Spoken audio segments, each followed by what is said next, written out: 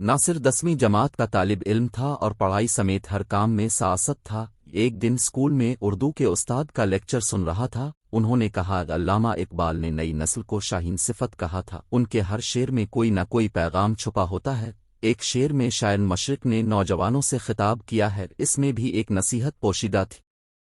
जवानों को मरी यान से हर दे, फिर इन शाही बच्चों को बाल ओ पैर दे।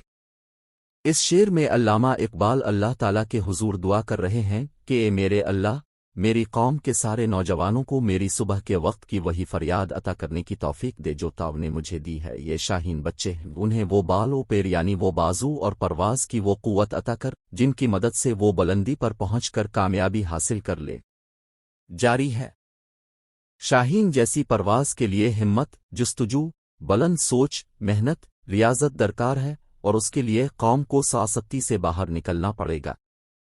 ये सुनकर नासिर तो जैसे कहीं खो गया था। नौजवानों के लिए अल्लामा इकबाल की सोच और फिक्र के बारे में सोचता रहा। घर आकर वो खिलाफ मामूल खामोश रहा। दोपहर का खाना खाने के बाद वो सो गया। ख्वाब में इसकी मुलाकात अल्लामा इकबाल से हुई।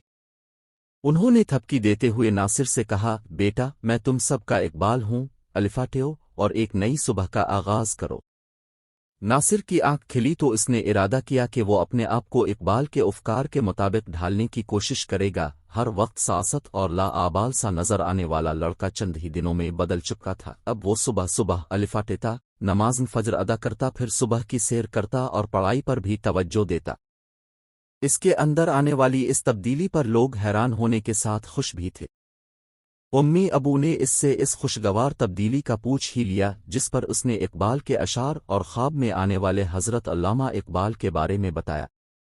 शाबाश बेटे शाबाश, नासिर के अबू ने खुश होकर कहा। फिर सब ने देखा कि मैट्रिक के इम्तिहान करीब आते ही नासिर ने भरपूर मेहनत की। इसके तमाम पर्चे बहुत अच्छे हुए। 3 माह बाद जब इसका नतीजा निकला तो उसने बहुत अच्छे नंबर हासिल किए थे। वो अपने स्कूल में दुआम आया था। इसके वालिदैन, असातिज़ा और बहन भाई बहुत खुश थे। इस खुशी में शाम को घर पर एक तकरीब का एहतमाम किया गया तो उसका चेहरा खुशी से केनल अलिफाटे